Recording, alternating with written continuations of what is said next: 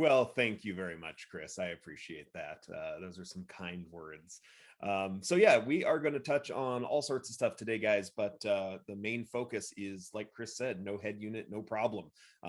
As most of you that are retailers are probably experiencing and have probably been experiencing for a while, there is a massive shortage of head units in our industry right now. Some of you have picked up other brands. Some of you have picked up, maybe B and C lines, we'll call them to be nice, that you wouldn't normally carry, but you feel like you need something in your store for double DINs, etc. You need some sort of CarPlay units. I totally get it. You got to have something sometimes. But for a lot of us, or a lot of you out there that are retailers, you don't have the choice that you had, 6 months ago, or 12 months ago, or 18 months ago, when you had a stock room full of double DINs and all sorts of options and choices. And right now, I've been traveling around, like Chris mentioned earlier, and what I've seen in a lot of retailers is that there's not a lot to choose from. And so you have two choices in my mind. You can either kind of roll with it, go with the flow, and do your best to still make sales, make money, and make cars sound great.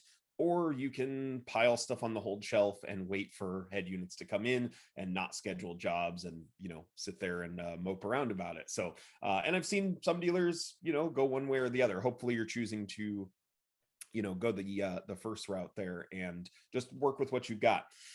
We have been preaching, like Chris mentioned, we have been preaching trunk forward selling and the fact that you don't need to replace the head unit long before it was being forced upon you by chip shortages and head unit shortages.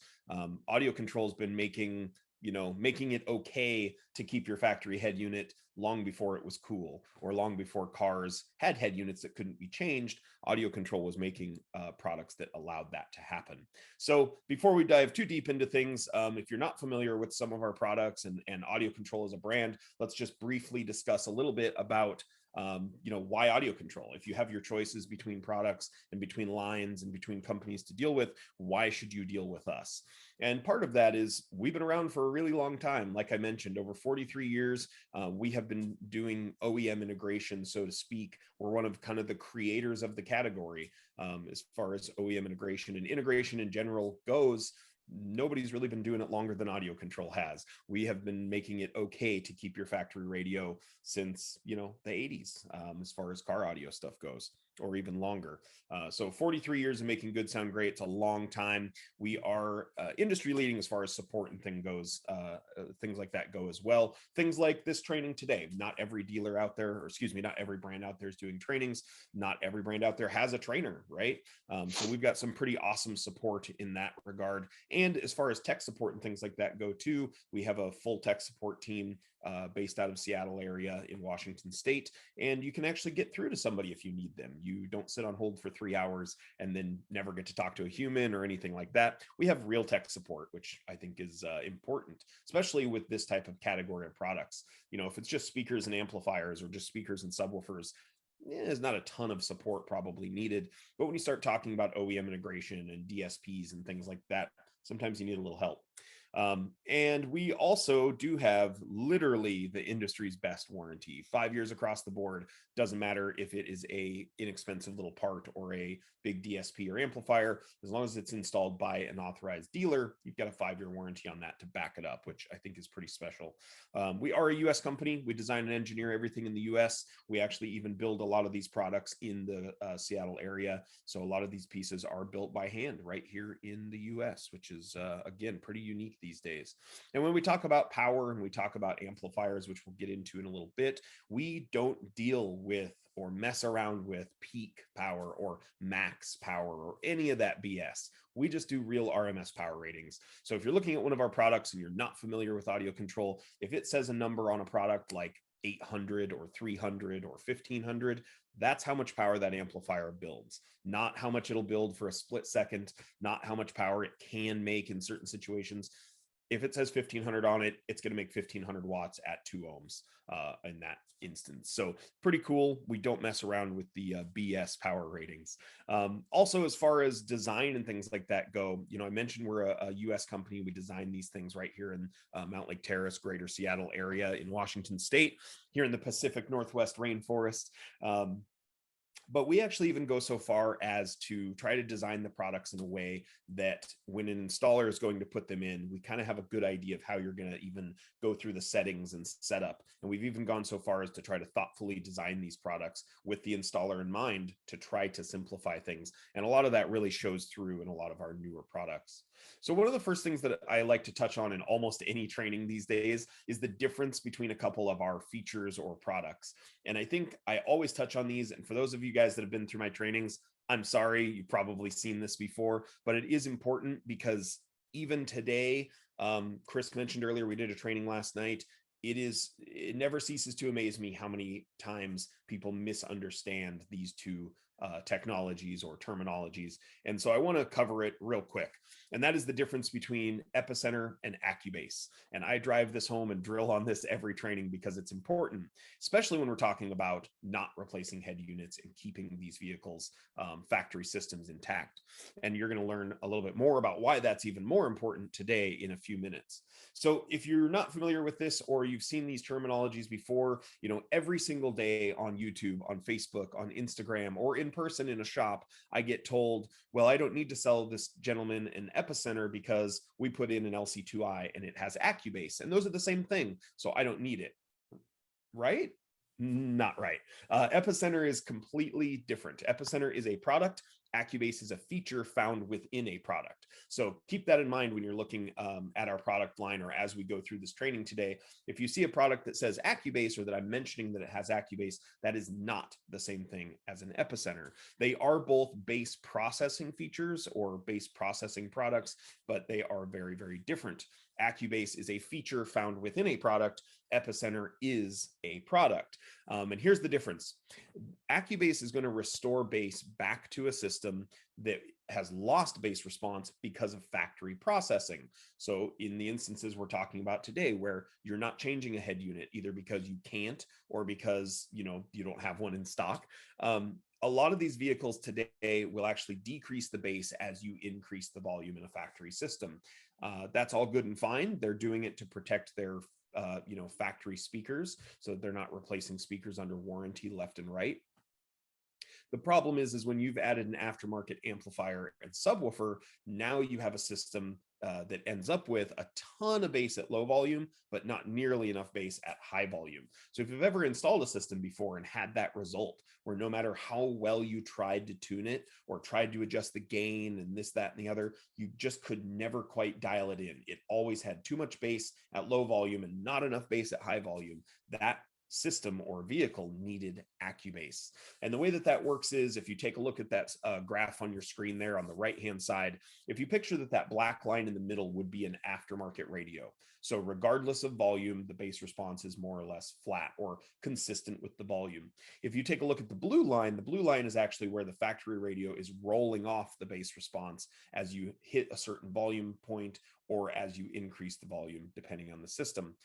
AccuBass is designed so that when it's set up properly, it's actually giving more or less a parametric bass boost at the same point and equal to the amount of cut that the factory system did or that the factory processing took away. So if a factory roll-off in the vehicle you're working on is cutting the bass by, let's say, 12 dB, what we would want to do is set up AccuBass to boost the bass by 12 dB at that same point, therefore getting us back to 0 or the black line. That's the whole point. If AccuBass is set up properly, your system should sound like you have an aftermarket radio, even though you're still using the factory radio. If you get a weird amount of boost or it's boomy or something like that, then AccuBass probably wasn't set up correctly. So that's kind of how AccuBass works. The EPICENTER, on the other hand, is going to put bass back in where there was none.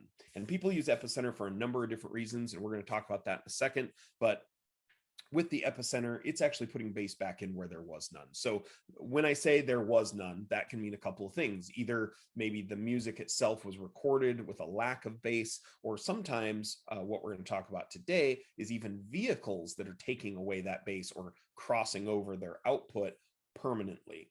So with that in mind, let's talk a little bit about that. You know what, I'm just gonna talk about AccuBass real quick. Do it. And we see that with the LC2Is that we have, there's roughly a 55 to 60% attachment rate with ACRs. And Matthew is going to get into product specifics here shortly. But I did want to let everybody know that the AccuBass boost through the circuit is independent of the bass knob. So that boost is really there to help you get through the factory roll off, and it's independent of the bass knob. The other thing that I'll bring up as we're doing a refresher, there's a couple of Facebook questions. One of them is, I updated software and still can't get what he meant to type was ACBT24 to work either on the control app or the smart app. Why not? So that's a great question. Most of the time, we need to make sure that you're on 1.3.44 software first. And then what we would like you to do is if you still can't connect after doing that, give us a call on our tech support line at 425-775-8461. And what happened was there are some of those out there when we flash them that the serial number needs to be gone through, and our tech support team can walk you through that and make sure that it's reading the correct serial number when it tries to connect.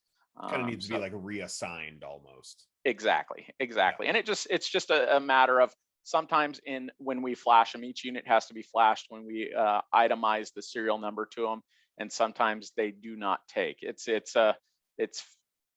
not a common thing, but it is something that does happen. And so our tech support team would love to help you get that up and going. And let me add to that for a second. The reason Chris says to call into tech support on that, the reason that he's not just saying,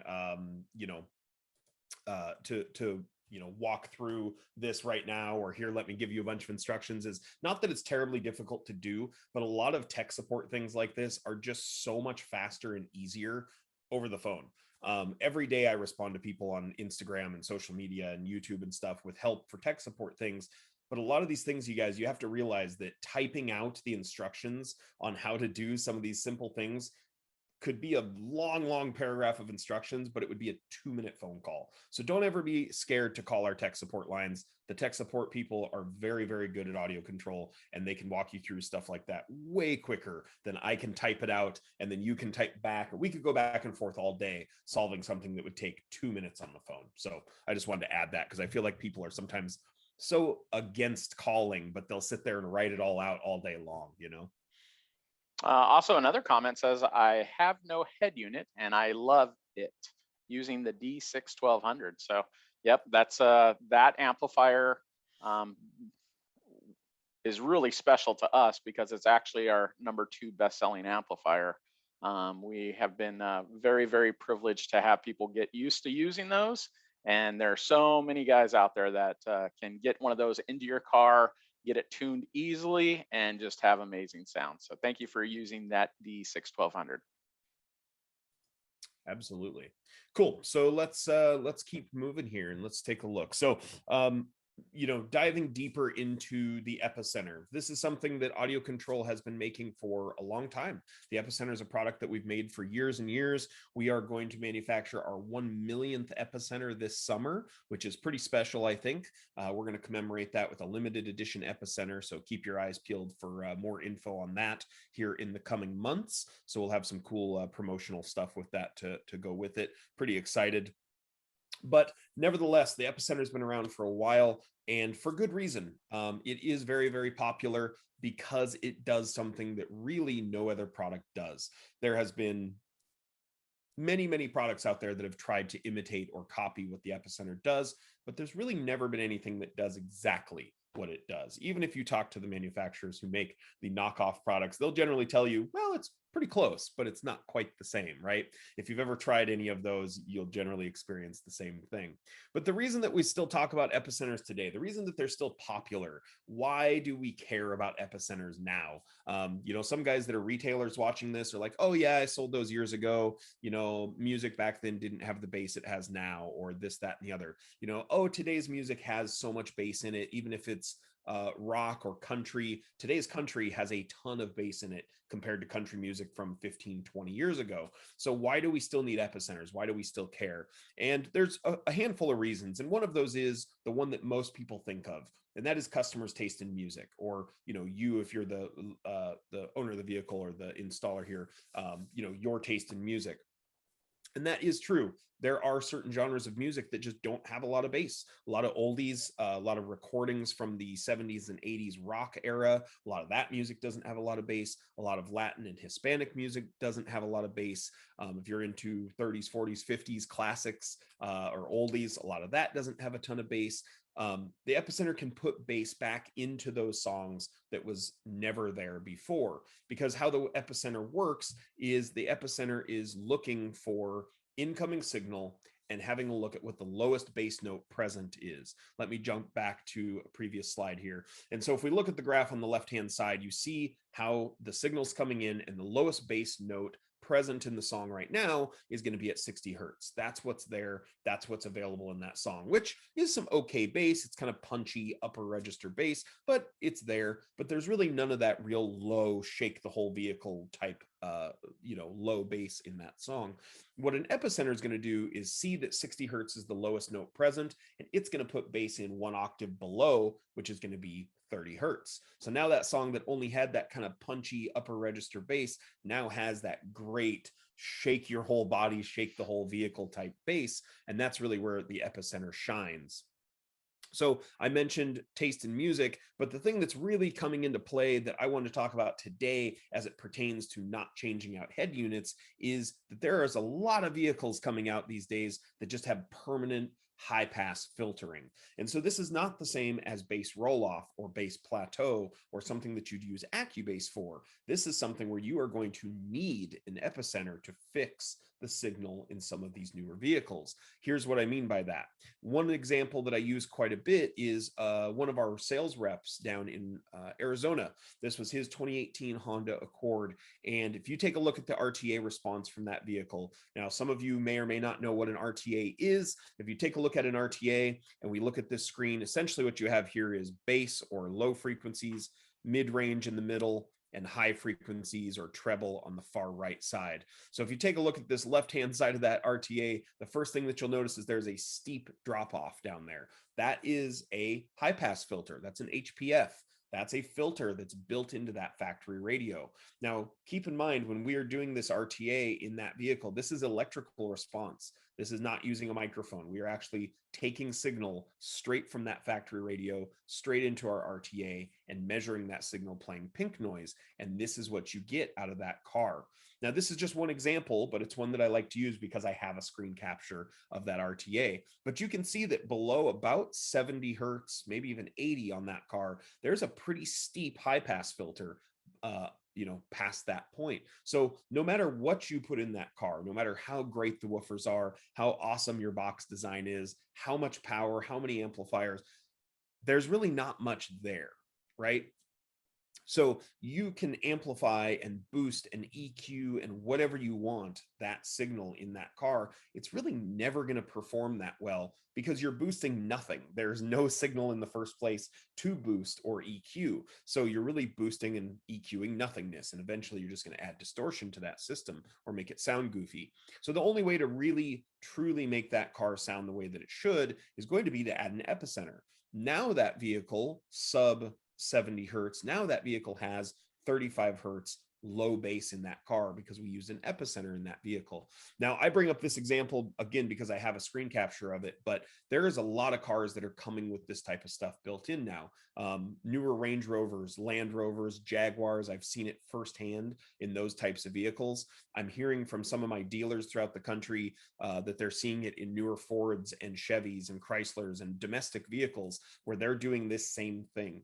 So I'm not saying you're going to encounter this every single day or that every car is going to start having this issue, but there seems to be a trend here that this is the way a lot of OEMs are headed. So it's definitely something to be aware of. One other thing that I usually mention is if you or your customer, if you're a shop watching this, is really into maybe satellite radio. or Pandora or some sort of streaming service where they compress the music. Satellite radio is one of the biggest offenders, though. Sirius XM in general, in my mind, to compress that music and make it fit in their bandwidth, they are chopping off some of the real low bass and some of the real high highs out of that signal path.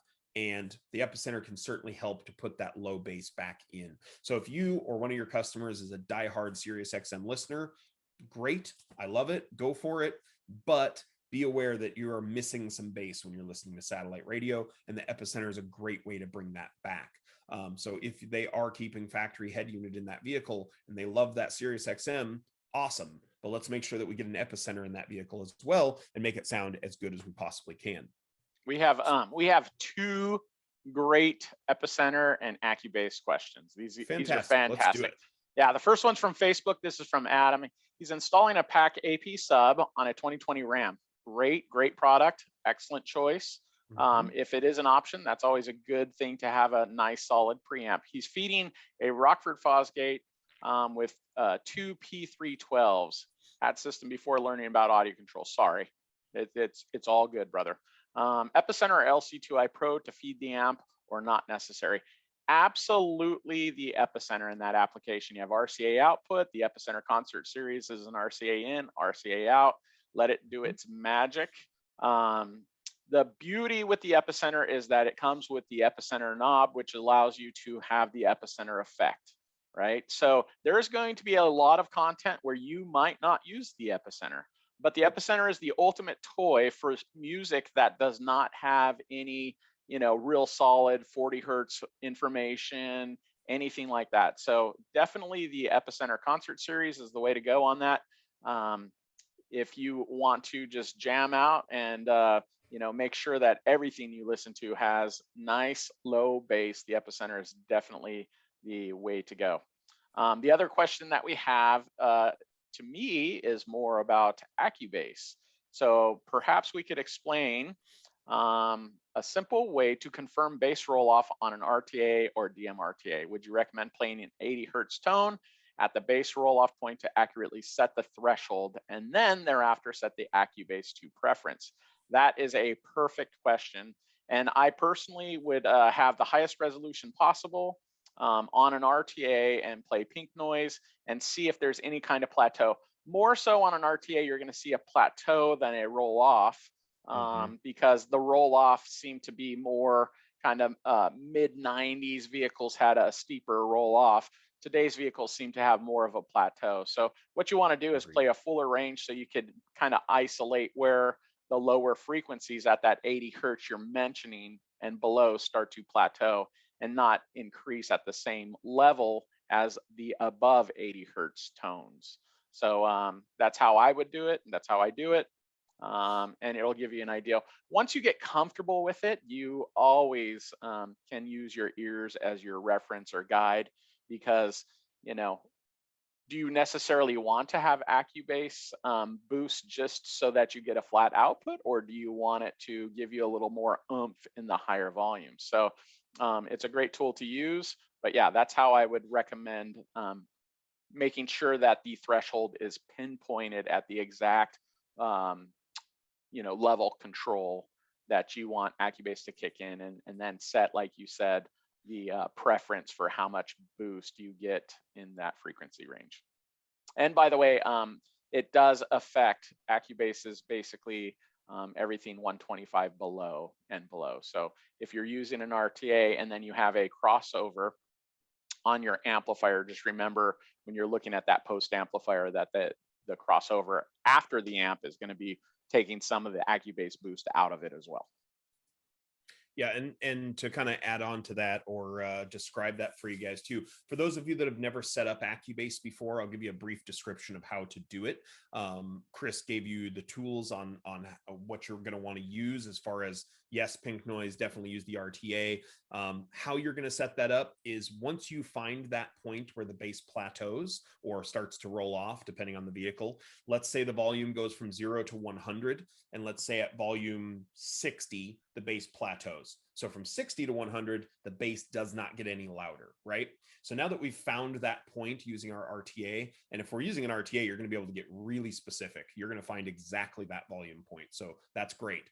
Once you find that volume point of where that starts to plateau or roll off, what you want to do is take the threshold on the product, and it's going to depend on which product it is on where that control is located. But let's say we're using an LC2i Pro. The front of an LC2i Pro has our threshold on there. We're going to slowly increase threshold until we hear kind of the subs kick back into the system.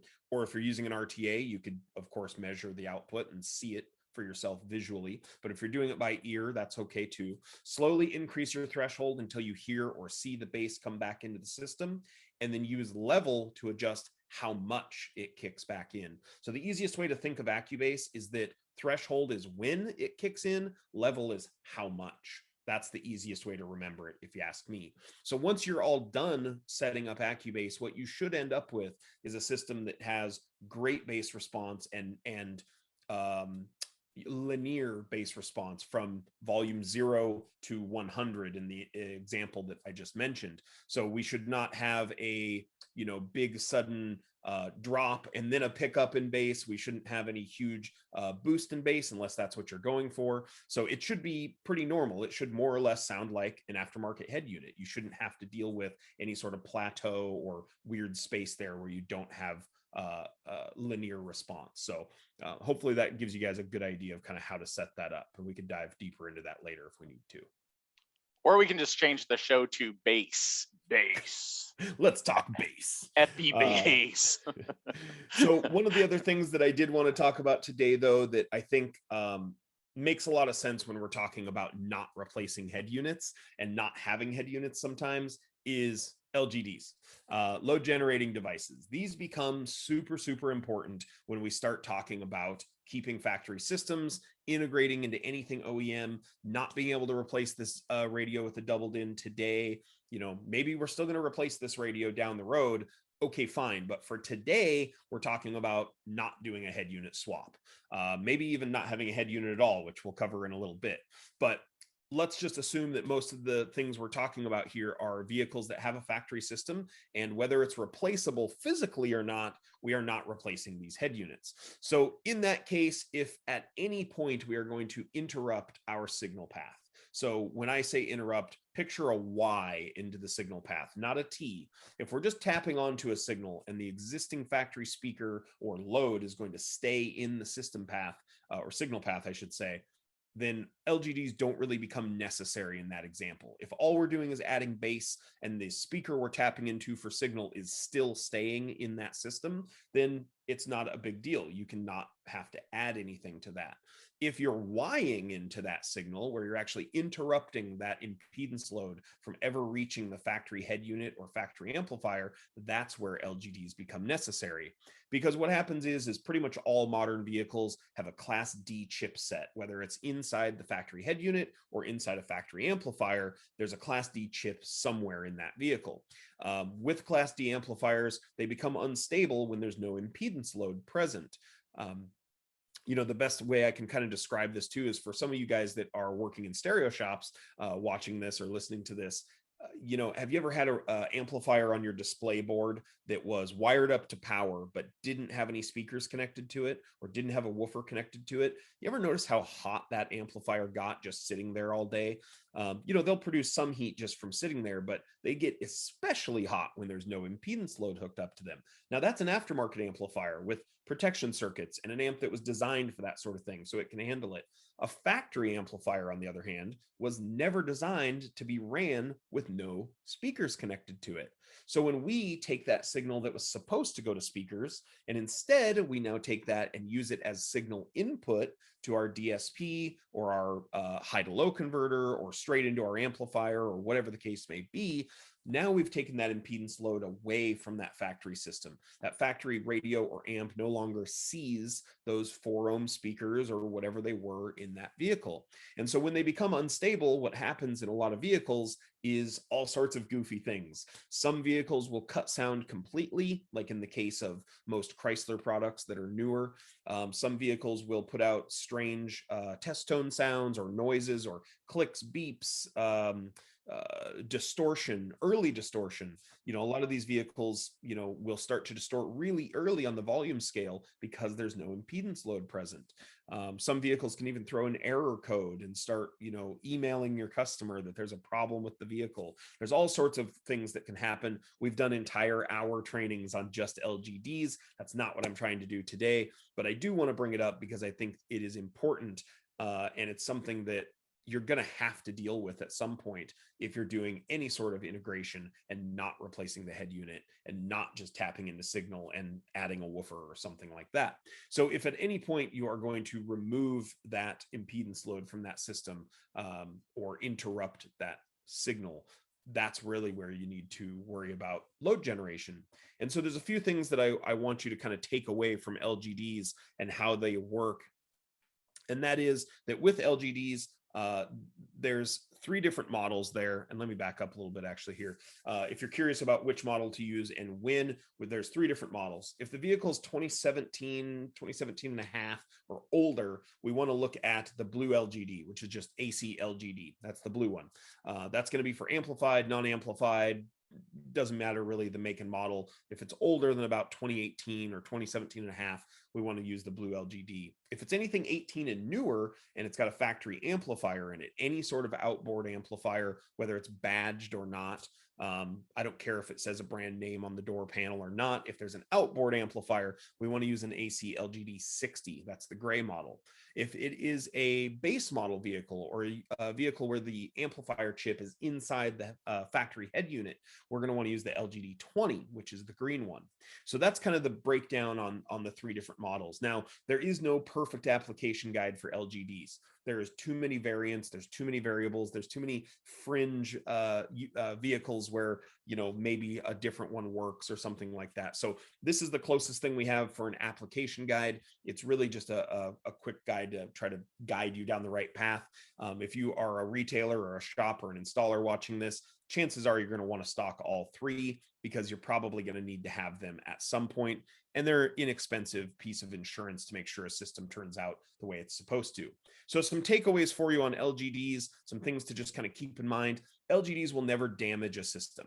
Just because you're not positive that it needs them, it's always safe to put in LGDs anyway, and just be sure that you don't have issues down the road.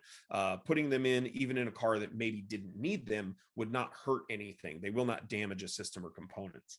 Also, just because you got away without using them doesn't mean that it was as good as it could have been. And I think that's the one that I really run into with a lot of dealers is they'll tell me, well, hey, we just did a 2019 Dodge whatever last week and we didn't need these. Okay, maybe you got away with it. Maybe the product you were using had just enough resistance to trick the system into working, or maybe whatever the case was, maybe you got away with it. But just because you got audio to pass from a system, just because it played, doesn't necessarily mean it was as good as it could have been. There are plenty of examples out there where LGDs will actually make an audible difference in a sound system, where, like a lot of the Hondas from the, say 2015, 2013, right around there, you take a Honda Civic or Accord and put a blue LGD in between the factory radio and your DSP or 5-channel amp or what have you, you'll actually get some high frequency detail. Some of the sparkle and clarity comes back. So it's an actual audible difference. So again, just because you got it to work doesn't mean it's as good as it could have been. The other thing with that is, like I mentioned a minute ago, these are really inexpensive insurance to just make sure that you don't have problems down the road. Just because you got it to work right now doesn't necessarily mean that it's still going to work after the BCM goes to sleep, or after the car gets reset, or a new battery gets put in, or whatever happens with that vehicle that makes it wake up and check for speakers. That's when that problem is going to rear its ugly head. So again, just because you got away with it now doesn't mean that it won't come up later. And one of the last ones is that for those of you looking at this going, oh, why don't I just add some resistors? These are not just resistors in some fancy heat shrink. There is an actual protection circuit in here. There's a circuit board in there with our own little circuit we designed in-house. And they're very, very easy to install is the other side of that. because they are omnidirectional and universal. So it does not matter which end goes to the product and which end goes to the vehicle. Doesn't make any difference. If you're looking at those connectors thinking, wow, those look familiar, it's because they plug directly into something like an LC2i or an LC7i or products like that. They are a 30-second install in those examples. Now, I call them universal because if you wanted to use these with another brand's products, you absolutely could. You can either unscrew the ends of these or clip the wire in the middle and solder on your own connectors or what have you. Pretty straightforward and easy to use. I got a couple question here from Aubrey. Yeah. On LGD, say for example, you have a 16 speaker system. Would one have to be included? Would one have to include LGDs for all loads removed? And the ideal there is absolutely yes. It would be a good thing. You will find that on 16 speaker systems, generally, whatever you're grabbing to get a full range, typically, if you're using a DSP or summing device or something like that to kind of get multiple channels, typically you can find full range out of 3 of the outputs and use those. On 16 speaker systems, I haven't seen a whole lot that you're going to have to use them. So particularly like GM, vehicles like that, where you have those larger speaker systems, I think you would be okay to not have them on the unloaded, unused channels. It's mostly the biggest issues are going to be, like Matthew was saying, through 2018. If the vehicle's been made like in the last 10 years, I would try to load everything up with AC LGDs, and then any Dodge, Chrysler, Jeep, Maserati, I would definitely use either the green or the 60 ohm resistive load. So the blue is more of a filter. It's not there. The blue is not created to keep outputs on. It was just a filter to help clean up any of the stuff the factory head units would do when they had no speaker connected. And then the green and the silver or gray ones were created specifically for most of the Dodge, Chrysler, Jeep, Maseratis. So that's the easiest way to put that. Me personally, if I had a retail store and say I was grabbing 6 of those speakers, I would probably use LGD 60s on any late model vehicles and put those on the speakers I'm using, and then the other ones I would probably leave no load on. Yeah, from my experience, it's been like a lot of the Chrysler vehicles, especially made in the last 2 or 3 years, a lot of the Chrysler vehicles will only turn off the output to the speaker itself that is not there. So let's say you are working on a whatever Dodge Charger, it's got a 12 speaker sound system, and you are only grabbing 6 of those speaker leads for your signal.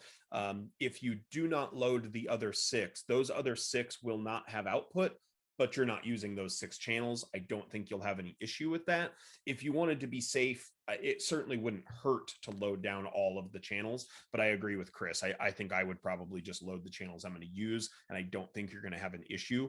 I have yet to run into too many vehicles that will completely shut down all outputs if all the outputs aren't loaded. I can't say I've ran into that, so I think you'd be okay.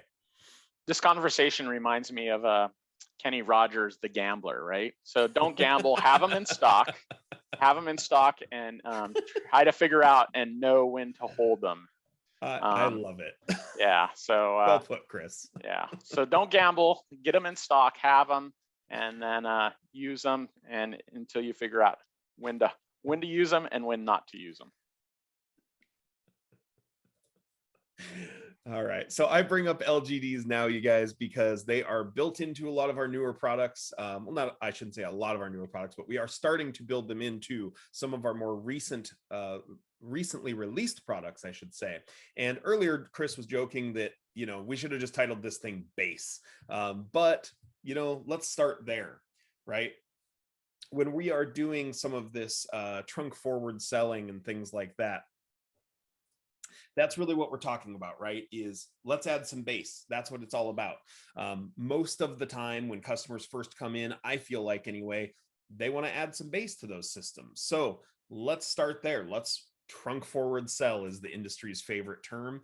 Let's start with adding some bass, especially if we can't get a head unit or we don't have any in stock to replace. And that's what they came in for.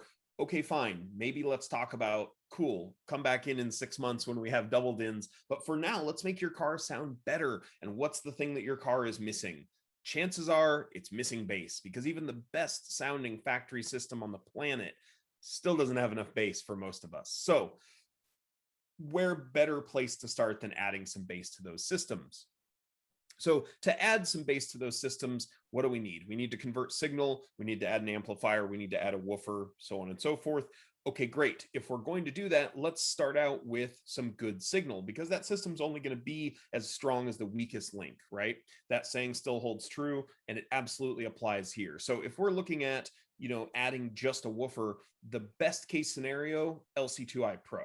We've made the 2i for a long time. It is the industry standard in active LOCs, line output converters, but we wanted to expand this family a little bit and bring you a couple of more options. So the new 2i Pro should absolutely be the go-to if you're a shop looking at this and you're curious about which one you should use, or a customer or a consumer watching this wondering which one you should use. 2i Pro is going to cover pretty much everybody, because it has all of those LGDs we just talked about are built inside of a 2i Pro. So all you've got to do is flip a little switch to the correct impedance. We also have great turn-on modes in a 2i Pro. So in these newer cars where it's harder to integrate with them, you're not changing out the head unit because you either can't or you don't have one to sell, or you can't get a hold of one anywhere.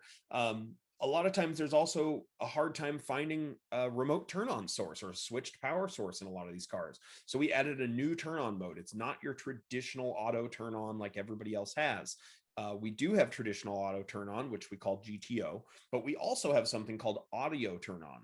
Now, audio turn on is a very sensitive auto turn on mode, looking for just 40 millivolts of signal on the high level inputs. So if you're working on a vehicle where you can't find a switched source, regular GTO auto turn on doesn't turn the system on and off reliably or correctly, then try audio turn on. And chances are audio turn on will probably work in that vehicle where traditional auto turn on will not. So it can be a absolute day saver when it's already 5 p.m. and you're trying to get that system finished and you can't find a reliable turn on source, or you suddenly realize that auto turn on is never turning off, or whatever the case may be. Audio turn on can certainly help with that. We also have AccuBass built into the 2i Pro and the 2i. If you are looking at this wondering what the differences are, all of these products will take in 40 volts of high level input, meaning that even if the system you're working on has a factory amplifier, we can still accommodate taking in that signal and giving you a nice, hot, clean signal out. The biggest takeaway from these, in my opinion, is that we can essentially, if you look at the input and output ratings of these products, regardless of whether you're using a 2i Pro, a 2i, or even our most basic, which is the 1i, I can take a radio that is either brand new from a brand new 2021 factory vehicle or 20 years old. You can take a car from 2001 and its factory radio, and using these products, you can get the same output, better output from that factory radio than you could if you put in an aftermarket. Everybody's so hell-bent on putting in an aftermarket radio when they can, and I get it. Sometimes you want to gain CarPlay or Android Auto or a feature or something like that. But the ideology of that you have to put in an aftermarket radio to get good sound is just not true. You can absolutely get fantastic sound and output from a system with a 20-year or even 25, 30-year-old factory radio. As long as it's functional, we could use one of these three products right here and get you as clean or better output than you would get out of a modern aftermarket radio.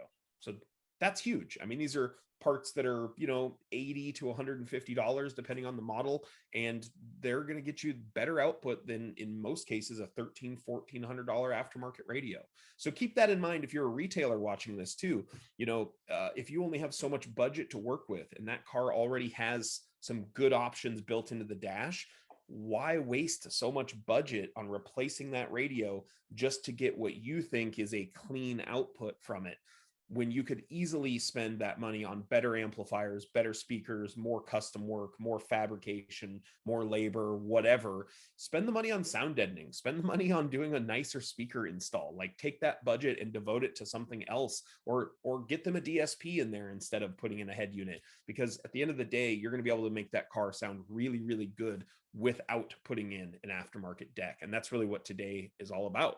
So moving on from the 1i, 2i, and 2i Pro, I do want to mention Wait. these. Oh, oh, oh. Wait, go Wait, wait, back, wait. go All back, right. go Okay. back.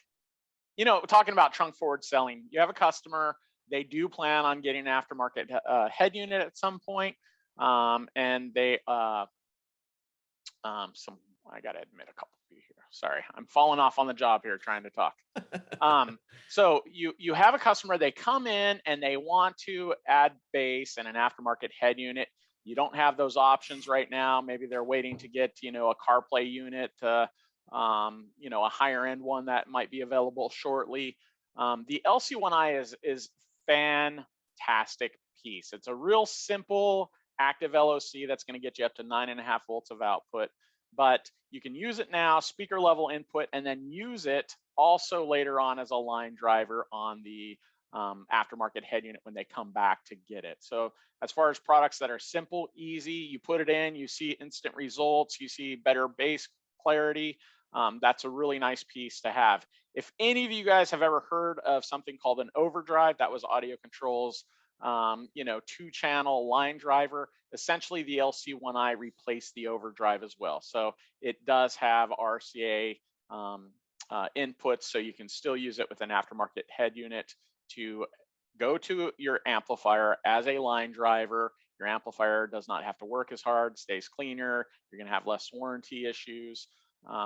That's my little 2 cents on the LC1i.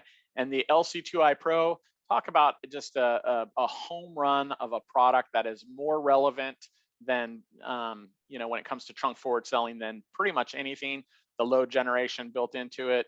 AccuBass there comes with the ACR. So now you have 2 ways of dealing with bass response out of the LC2i Pro. If you have a bass system and you want to, you know, use this as your, you know, you're not changing out the head unit like we're talking about today, the LC2i Pro, if it's a base model and you put that on and you have full range, now you have a full range output as well as a bass output. Then the ACR that comes with it is your bass level control. So as far as, you know, a simple one-piece solution for integration, if you have a full range input, you have a full range output as well as the bass output. The LC2i Pro would be 1000% my go-to as a retailer or a consumer that's trying to get a system into my car where I can have great audio quality and go from there. So that was my 4 cents, because that's 2 cents on the LC1i and 2 cents on the LC2i Pro. You're absolutely right, though. The line driver aspect of the one eye is a pretty killer value, just as far as like putting in something today that, you know, if you're a shop watching this too, a lot of customers are not going to maybe want to buy something today that they would take out and throw away in 6 months, depending on the cost of the item. And in this case, you don't have to. There's no sense in taking it out and pitching it in the used bin or giving it back or throwing it away. Leave it in there, run it as a line driver, get that hot, clean signal out of that aftermarket radio. And no matter how good or bad the aftermarket radio they end up getting is, the signal could be made better with that LC1i, regardless of how nice that new radio that they end up buying is. So speaking of, you know, keeping the factory radio and going to systems that maybe require a few more ins and outs, or some signal summing and that sort of thing, we still have our 6i, 7i, and 8i available. Now, these are what I would call legacy products. These are pieces that have been around for a while. I'm not going to spend all day on signal summing today because that's not what this is about. But you do need to know that if you're working on a factory system that does have, you know, high, mid, and low channels, not just front and rear, or it's got a factory component system that's separated or factory crossed over out of the amplifier, these are your keys to getting those cars done with minimal amounts of parts and money invested, and still making those cars sound really, really good. Now, again, we're not going to dive deep into signal summing and all that stuff today, but what you do need to know is that we can take, with any of the products on your screen right now, take in a high frequency only, a mid frequency only, and a low frequency only signal, and sum all of those together to get a full range signal. So now you've got 2-channel audio with bass, mid, and treble all in those 2 channels. That's what we need when we're building aftermarket systems in most cases.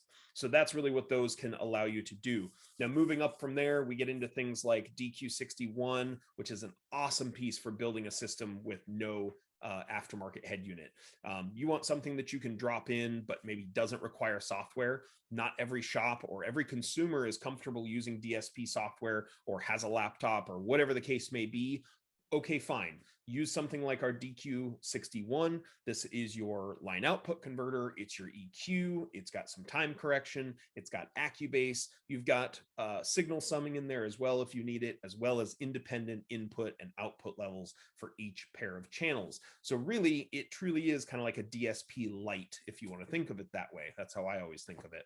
So if you want something that you can add to a system, keep that factory head unit regardless of how new or how old that factory head unit is, and you want to keep something in there that's going to make that system sound as good as an aftermarket and have most of the options, DQ61 is a great way to go.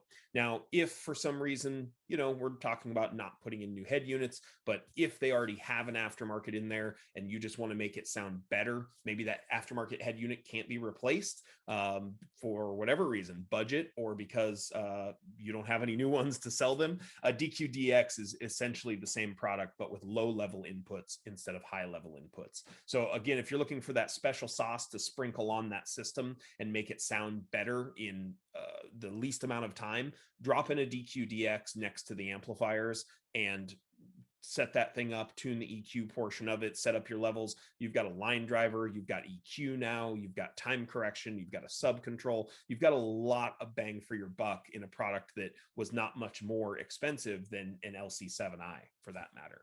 And then when we start talking about systems where we're not replacing head units or we don't have a head unit at all, this is really where we get into kind of the meat of it is DSP. A DM608, a DM810, these products can absolutely be your head unit. With these pieces, we have a piece called the AcBT24. I'm going to show you that in a moment here. That's our standalone Bluetooth driver. We can plug straight into a DM608 or a DM810, and it's going to allow you to stream Bluetooth audio directly into these DSPs. Now, the great part about that is again, we don't need a head unit. If you have a car with a factory unit you want to keep, that's fine. If you're doing a classic car that doesn't have a head unit at all anymore and you don't want one, that's totally okay. DM608 can be your head unit. You could plug in a volume knob to it and have it be master volume if that's what you want. The options are really pretty endless when you start talking about our DM series products. There's really not much you can't do with those. If you've got an older luxury vehicle where maybe the factory radio and navigation stuff are great, but it just doesn't have Bluetooth audio, and you'd love to be able to stream your smartphone into your new sound system, great, use a DM608, add that Bluetooth chip to it. And now, not only do you have a DSP to be able to tune that car and make it sound really good, but you've also got a way to just add Bluetooth audio easily to it. So with that too, I want to dig into some amplifiers here before we wrap things up, since we're getting close to an hour. But I did want to talk a little bit about amplifiers and some of the things that we have available to make your life easy. And one of those things that kind of goes along with those DM processors is our D series of amplifiers. So the D series amps are our full-size chassis amplifiers with that full DSP built in. So if you are not familiar with these or not familiar with our products, if you think of the DSP I just showed you, like a DM608, more or less you have something like that built inside of these amplifiers. Now we offer these in a 4-channel, a 5-channel, and a 6-channel. So there's really an amp for pretty much everybody. These are the ultimate system building piece, regardless of head unit. I don't care if it's factory, aftermarket, or no head unit at all. You can run a D series amplifier. Somebody commented earlier that in the chat or on Facebook or something that they had no head unit and they're just running a D612 with an AcBT24. That's all you need. You could absolutely have a standalone system just using those components. So I've got the BT24 up on your screen right now. It plugs directly into these amplifiers into something called the option port. So there's a little port on the bottom side by the connectors on here where you can plug that piece in. And now not only do you have Bluetooth audio streaming straight into these amplifiers, you also have a way to wirelessly set up and tune these amplifiers DSP portion as well. So you've got lots of power, you've got DSP built in, you've got standalone Bluetooth if you want it, You could even do both. If you want to bring in the signal from the factory radio for listening to radio and CD, but you also want to stream Bluetooth from this Bluetooth chip, you can absolutely do that. And as a bonus on all of our D series amplifiers, they're great for building on a system or having an upgrade path. So if you put in, say, a D5.1300 today with a Bluetooth chip, and let's say this is the system, this is running all your speakers in your subwoofer, it's going to sound great. But maybe later down the line, we all get bitten by that upgrade bug and we want to add more power, more speakers, more channels, whatever. All of these D series amps also have a pair of RCA outputs. So you can DSP an additional amplifier, even if it's not a DSP amp. So you could add an additional 2 channels or 4 channels or an extra sub amp and DSP that additional amplifier without buying any more parts besides the spare amp. So you've got a lot of different options and variations that you can do with these, as well as just being standalone. I can't think of a better way to do a system with no head unit at all than using a D series amplifier. I want to talk about the D series amplifiers. Do it. Is that all right? Because we're going to go over. We're going to go over, guys. There's still a lot of people watching and wanting to know about some more stuff. So we're going to keep this going. We're going to talk more about the D amplifiers, particularly the D5-1300. And the whole idea here with this is a simple one box solution that's your DSP, your amplification, and a really, really great 125 watts by 4 with 500 watts on the sub channel. It has 8 speaker level inputs and your 6 low level inputs. So it's basically just the whole idea with that amplifier is to keep it simple. So the KISS ideal approach to a car audio product. That amplifier is really special because it's a simplified amplifier. The price difference between the non-DSP and the DSP version is only $300 difference, which is huge when you're talking about the ability to get in and have whatever you want to control your aftermarket or your factory radio system. The D5 is really special. It's a great amplifier. You can buy it today, get it installed. You can power a front set of components, rear fill, maybe a couple 10s, couple 12s, whatever you want to do with it. But then you can also always add on to it and turn it in to a 7-channel amplifier through the DSP. So you're never with AudioControl, every product that we look at and make and design and go through the whole processes, we're always thinking about how you can upgrade each piece. And the D amplifiers are all true to all of that. You have multiple speaker level inputs. So it doesn't matter if you have a 16 speaker system, you can have in all of those vehicles the ability to have up to 8 speaker level inputs on that D5-1300. So when you have a brand new car that has multiple speakers, you still have the ability to do all that stuff, do the tuning, and through the Matrix DSP, you can still do a lot of things that you couldn't with just a basic summing device. You can keep your fader. You can, do all kinds of cool stuff. So it really is the true, in my eyes, one-piece solution for integrating. It can be useful whether you have an aftermarket head unit or not. It just has really found its own. The D5-1300, particularly for a new product, has way exceeded our expectations. The demand for those amplifiers is through the roof right now. And the ironic thing is when you have a single box solution, this sounds probably completely ridiculous, and I think it has a lot to do with psychoacoustics that we all deal with.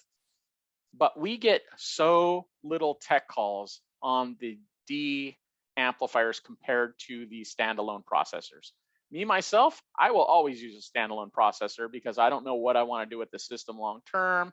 You're always playing with it, you're always adding on to it, you're doing stuff.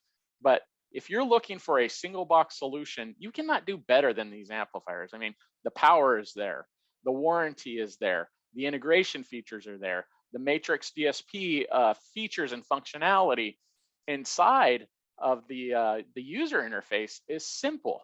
And when you have a one box solution, I think we all tend to think, oh, I have one box that does it all. And we get through it a lot simpler, where a standalone DSP is more for people who are doing a lot more tweaking and tuning and maybe, a full 10 channel active system.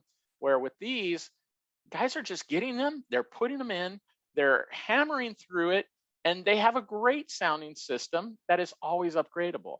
And that's just such a huge key to what we're trying to accomplish as a company. What we're trying to accomplish as an industry is to keep things simple, deliver power, performance, features, functionality, and warranty.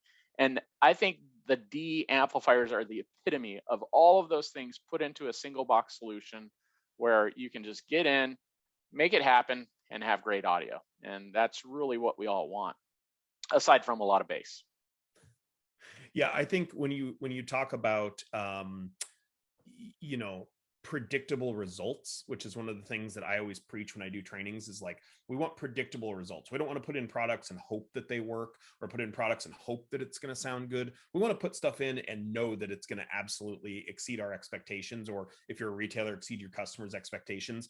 I don't think anything is as evident of that as D series amps are myself. Like, there's nothing out there I can think of that you could put in that will exceed expectations as much as these do. Especially like comparatively speaking, when you look at other products in the marketplace, I'm not going to bash anybody, but we're talking on average 20% more power, 20% less cost, and on average 3 years more warranty than our closest competitor. It's not much of a contest, I mean, that's the way I look at it with that stuff. So let's also talk a little bit though about the LC series amplifiers. So the LC series amps, for those of you that don't know or aren't familiar, I kind of call these our integration series amplifiers. They are essentially the same as the D series that you just saw, but without the DSP built in. So maybe you're a consumer watching this, or maybe you're a retailer watching and go, hey, my customer's not a DSP customer, or my my customer's not a DSP guy, or get everybody muted there if we can. Thank you. Oh, still there. All right. Who's not Someone's muted? taking over your training, Matt. Right? There we go. I got him. Okay, cool. Sorry, guys. So with the LC series amplifiers though, I mean, these still have all the features and stuff that you're going to need to integrate regardless of head unit, factory head unit, aftermarket head unit, whatever it is, doesn't matter. LC series amps are still going to have it all built in. These have 8 high level inputs on the 5-channel version, 8 high level inputs on the 6-channel, 6 high level inputs on the 4-channel. You can do signal summing internally inside of these amplifiers with no extra parts. You don't need an LC7i because there's one built in. You don't need any extra stuff. If I was a sales guy and I was new to the industry, or I wasn't sure like which cars require which parts and this and that, and I'm not going to put it in, I'm just a sales guy trying to sell product, I would absolutely be pushing LC series amps, because my technician, my installer, would not be coming up front and going, hey, this won't work in this car. Because the fact of the matter is, it doesn't really matter what car it is. It doesn't matter if it's factory deck, aftermarket deck. It doesn't matter if it's premium sound or base model. It doesn't matter if it's a high wattage system or a low power system. It really doesn't matter. The LC amps will work with all of that stuff and make that car sound good, especially that LC5. That LC5 is our simplified, take it out of the box, get it into the car, and make that thing sound awesome. The crossover section is simplified. The ACR1 bass knob, you plug it in, it controls the 5th channel. It's just simple. There's not a million settings on it. There's enough there to make it sound really good. And it's already kind of set up so that when you take it out of the box, it's designed to be used how most people are probably going to use a 5-channel, which is, as Chris suggested earlier, probably components in the front, coaxes in the rear, and a sub or 2. That's really what the LC5 is all about. Now, when we talk power on that amplifier, it is 1300 watts RMS. It's a lot of power. There have been some bench testing done on those amplifiers, though. I mean, take a look at what you actually get out of that 5th channel. This test in particular saw up to 672 watts out of that 5th channel. We're rating that 5th channel at 500, remember, at 2 ohm. He got 672 out of that 5th channel at 2 ohm. So you are absolutely getting more power than you are expecting. So again, we're exceeding expectations, right? These amplifiers are an absolute beast when it comes to power. There's nothing else out there quite like it. When we talk about simple, oh, go ahead. I have a couple of questions. So Joshua asks, is there any good write-ups or walkthroughs for using AccuBass and channel summing? I would probably do a search with Dean and Fernando at 5-Star on their videos. Just maybe do a search for AccuBass. I know they've done a couple of them. Breakers and Oxnard had done one that was pretty cool. And Matthew's going to get one done here shortly. Yep, there's also a couple of just write-ups as well. Like if you don't necessarily want a video, maybe you just want something you can follow along with as you're trying to set it up. Sometimes it's easier to just read that stuff than have to rewind the video a million times. We have something on our website called the Knowledge Base, and there is a very good, clear write-up of how to set up AccuBass on there. I send that link to people almost every single day of how to do it. But yes, Chris mentioned we'll be doing some video stuff on that as well, on how to dial it in, and I'll show it with an RTA and all that good stuff. But and then there's some good write-ups on that. Yeah, for sure. There's also another one here that had me thinking and just going, well, heck yeah. But Steve wrote, he has to ask, using an ACX BT1 plugged into a 3.2 for a non-head unit system, is that an option? Dude, that's a killer option. that is yeah. You just made a deck.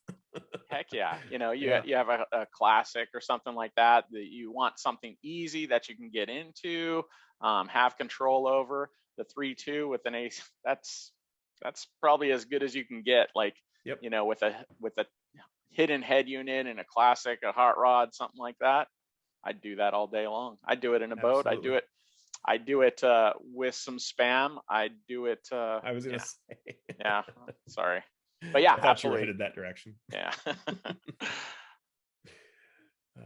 So one of the other things I wanted to mention in the amplifier world is the ACM series of amplifiers. These are our micro series of amps. And when it comes to not replacing head units and making cars sound good and not having to add a bunch of extra gear, the ACM amps are paramount. I mean, these are one of the easiest, lowest cost things that you could add to just about any vehicle to make it sound better. You want a low cost item that you can just drop into pretty much any system and instantly just make it better. Even if you're not replacing speakers, let's say you wanted to just take a base model, whatever, Honda Civic that just has 4 speakers in it. You just want to make it better. You could drop in an ACM 4.300 into that vehicle, not replace the head unit, not replace the speakers, literally interrupt the signal and just go signal into the ACM, signal out of the ACM to the speakers. And just by doing that, that car will sound better because now you've got some power, some control, and just much better clarity and dynamics going on in that vehicle. Just by adding a, right around $300 retail amplifier, that's a pretty easy sale if you're a retail guy. And as a consumer, it's this big. I mean, it's something small we can hide under the seat and take a base model car and just instantly make it better. And that's what we're talking about today, is not putting in new head units, not swapping out a ton of parts, but just making it sound better, right? What better way to do that than with an ACM? Now that goes for bass too, though. If you are looking to just add some bass to a vehicle, the same rule applies. Add an ACM 1.300 and away you go. It has an LC2I inside of it. So add an ACM 1.300, you've now got AccuBass, you've got a port for a bass knob, you've got 300 watts on tap, you're ready to add a single 10, single 12, maybe even a pair, depending on their ratings. And the thing is not much bigger than a couple of iPhones. Like, it's not a huge product. Cost-wise, again, it's in that $300 to $350 category. It's not a super expensive piece, but can make that car sound great. Now, the beauty with ACM amps, though, too, is that this is all about that upgrade path. Chris mentioned earlier that we love to have a way for you to keep going, right? We don't want you to buy a product and feel like, okay, well, now I'm locked into this. Now, when I want to upgrade, I got to take this out and buy a new one. That's really not how it works with us. 9 times out of 10, you're going to be able to just kind of build on to whatever you've already bought. So if you've added an ACM 1.300 to a system and put some bass in it, but now you want to upgrade the door speakers and put in a 4-channel amp, cool, we can add a 4-channel ACM 4.300. That when they're butted up back to back, they're a perfect size to also add our DM608. So now you can actually stack a DM608 with a couple of ACM amps and you've effectively built yourself a 5-channel DSP amplifier. But rather than having to shell out all the cash at once, you were able to kind of do it in steps, which may work better for you or for your customer. It's a really easy way to upgrade a vehicle, not replace a head unit, and not have to worry about any of that stuff. Somebody had mentioned earlier the ACX products. Depending on the application, the ACX pieces make for a great piece to be able to not replace head units, not have to put in new parts, but just have something standalone. So we have something called the ACX BT1. Someone mentioned it earlier. This is our standalone Bluetooth piece. It's waterproof. It has no buttons or pairing switches or buttons on it that you have to worry about. It's something that you could literally stash under a seat with an amplifier, have nothing visible in a vehicle at all, but just have it run the speakers in the car and have a standalone Bluetooth audio solution within a vehicle. Now, whether that vehicle is a traditional car, truck, SUV, or a golf cart, or a side-by-side, or a boat, jet ski, lawnmower, tractor, whatever it is, the ACX lineup, that's what it's all about, is being able to do those vehicles. And again, not necessarily needing a head unit, because we have ACX amps that can withstand the elements, but can also be paired, like you see in that top left image there. You pair an ACX BT1 with an ACX 300.4, you don't need a head unit at all. You could just have a standalone Bluetooth audio solution. Now, if you want to take that a step further, my favorite way to do that system is either with a 3.2, like someone mentioned, or with a Matrix. The Matrix Plus is a killer piece for being able to do those systems as well, because you can feed in something like an ACX BT1 into a Matrix Plus, which is now much smaller than it used to be, and have 6 channels of output to go out to, say, an LC 5.1300 or ACM amps or whatever it is that you want to do. But now you've got a standalone solution without having to have a head unit of any kind, and you've got volume control right from your smartphone. There's really not much more that most people want anyway, right? Most people want to stream audio. That's what you could do with these things, and not have to worry about head unit stuff at all. Matt, will you go back to the BT1 real quick? Absolutely. So we had a question: what is the output voltage from the ACX BT1? That's a great question.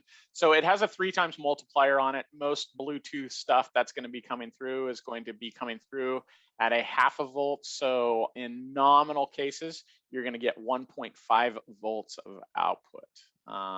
And it depends on, what kind of streaming source you're using and stuff like that. But typically you're going to get 1.5 volts of output. And that was limited because of the chip size. So the most we could do was a 3 times multiplier. However, we are working on some 2 more pieces that are kind of going to be unique and different. And we are pushing to make sure that we get probably one of the first, kind of standalone marine IPX6 rated products that will have 3 outputs all at 4 volts.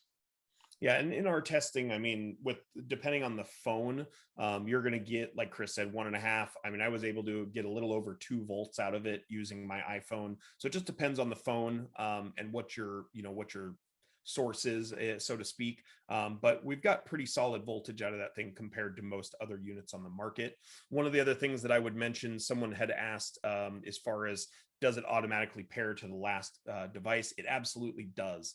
So the BT1 is going to store the last paired device. And what's really cool is not only will it automatically reconnect, it's BT version 4.1, which reconnects super, super fast, faster than most Bluetooth devices I've ever played with. It also pairs the first time really, really fast, the initial connection. One of my favorite things, though, is as far as doing like standalone solutions, systems where there is no head unit at all, the BT1 has a remote output, which is very, very cool. So unlike most, this actually has a turn on out. So you can pair up your phone to this. It pairs just in like a Bluetooth LE style, where it's just a low energy connection. It's just enough to make that initial Bluetooth connection. And then at that point, whatever amplifier is connected downstream is not playing or doing anything yet. It's not even powered on. But when you hit play on your smartphone, now that amplifier connected downstream is going to turn on and start playing. So you don't need a toggle switch to turn on or a rocker switch to turn on that amplifier that's downstream. It will automatically turn that thing on for you. And it's got a 7-second delay built in as well. So when you hit pause or you turn off your phone or stop playing music, it's going to wait about 7 seconds and then shut down the connected amplifier. So it's a very, very cool way to do it, especially for those special use cases where there is no room for a head unit, or the end user or consumer doesn't want one, especially in those, like I said, weird vehicles, golf carts, side by side, stuff where there's just no room, or some classic car applications. It's great for all that type of stuff. Very cool. Thanks for going back to that. Of course. So that was that's pretty much everything for us today, guys. Unless there was any other questions or anything someone had, Chris, that's what we had lined up today for no head unit, no problem. Nope, I think that's it from on my side, unless you guys want any more references to oldies music. Maybe some more green eggs and ham or anything? Nothing? Oh, here's a good one. We have a last moment. Bryce asked, is there a way to control 2 LC 1-800s? Only one bass knob. That is a good question. I've got the greatest way to do that for you, and I'll tell you what it is. The best way to do that, or to do any system where you want to have 8 LC 1-800s and have one knob to control them, is the Matrix. Use a Matrix as your line driver. You can bring in 2 channels of audio from your head unit or from your Bluetooth controller or whatever your source is. Bring your sub signal into a Matrix. You now have 3 sets of outputs that can all be duplicated, right? So all 6 channels of RCA out can all be playing the same thing. And now you could do, 2 LC 1-800s, 3 LC 1-800s, 12 LC 1-800s, whatever you want to do.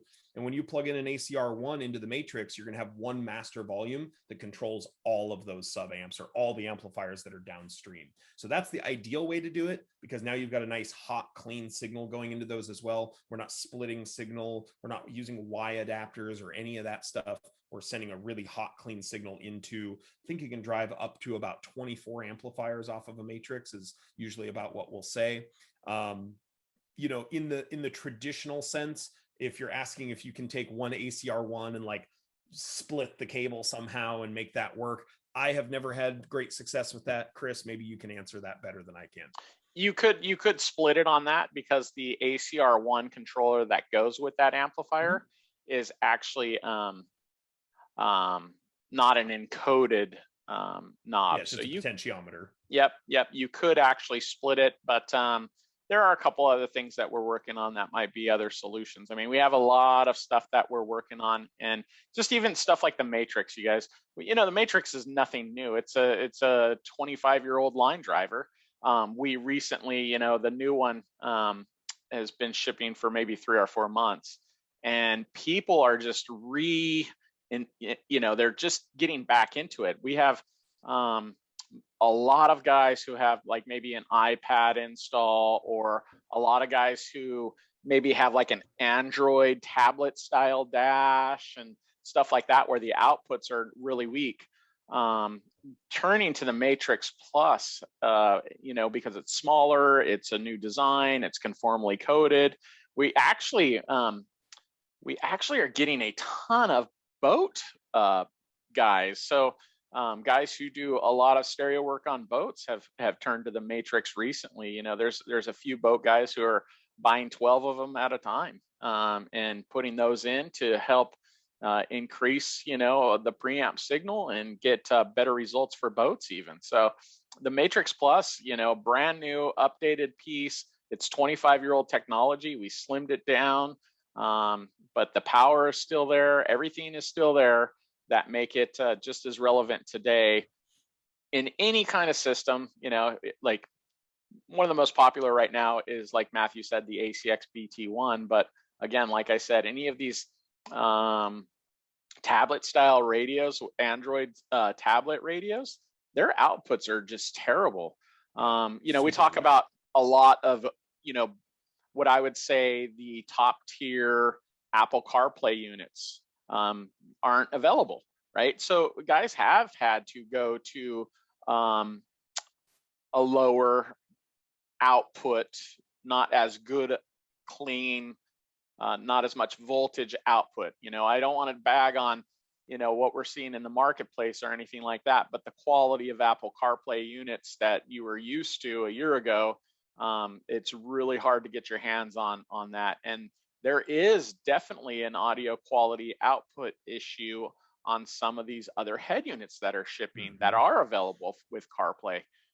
If you feel that you're not getting the most out of those systems, this is a perfect piece to add to any of what's currently available with CarPlay on the marketplace. I mean, I would almost say it's essential to add a matrix to some of these lower price point Apple CarPlay or Android Auto head units at this point. Well, and low output or not, I mean, I have an Alpine head unit in my car. I have a high tier, at the time, very expensive aftermarket head unit in my car, and I still put in a matrix and it still made it better. So, inexpensive, low output or expensive, high output, regardless, a matrix can make those vehicles just sound better because now you've got more line voltage. You've got a hotter signal driving into those amplifiers. You're turning all the gains on your amps way, way down, but you're still getting more volume and more headroom and just better sound out of it. There's really no downside to adding something like a matrix in there. It can literally make just about anything better, especially like Chris brought up those boats. If you're running long runs of cable in particular, there's loss when you're running anything past, anything really past a certain length, but especially when you get into some 20, 30, 40, 50 foot runs of cable, a matrix can drive that signal that distance. So you still end up with a hot signal at the other end. So there's a million use cases for that. We could probably do a whole class just on matrix someday if we wanted to, but a pretty cool piece for sure. You know what? I'm gonna wrap this up because we're approaching the 12:30 time frame here on the Pacific side of things. But we started out talking about bass, and for everybody who's hung on with us and been with us for this last hour and 25 minutes, I think we have to share some stuff. So secret sauce stuff. First, the LC2i Pro. If you're a bass head and you're interfacing with an aftermarket head unit, use the LC2i Pro. I'm not gonna, release too much, but the bass output on the LC2i Pro is special. It will play lower than what you would get out of some other products. I'll just say that. So if you're a bass head and you want massive amounts and good amounts of low bass, the LC2i Pro is what I would 1000% recommend for you. Agreed. So that's one thing. And then I'm gonna just show this. Matthew, are you ready? Should I show it? I'm ready. Do it. All right. I'm just gonna show that right there as we wrap up. So. An Epicenter Micro. What's that? Oh. Huh. So. Weird. All right. Weird. Hmm. Well, I'm going to say my thank you to everybody for joining us. It was always good to see you guys and catch up. And we have a lot of stuff we're working on playing with, particularly for all of you bass heads out there that want more cleaner, more solid, more impactful, deeper bass. We got some projects that we're working on that I think you guys will all be excited about. And thanks. Yep. Thank you so much, guys. I appreciate your time and thanks for joining us on these trainings. We love doing these once a month. It's fun just to kind of get together and chat about different topics. And hopefully look forward to seeing some of you guys in person sometime soon. Now that we're getting around and starting to travel a little bit and starting to see some of these shows open up, maybe we'll see some of you guys at an upcoming Knowledge Fest or at SEMA, something like that in November. Hopefully we'll see you guys in person, but otherwise, thank you so much for joining us today. Appreciate your time and we will see you next time.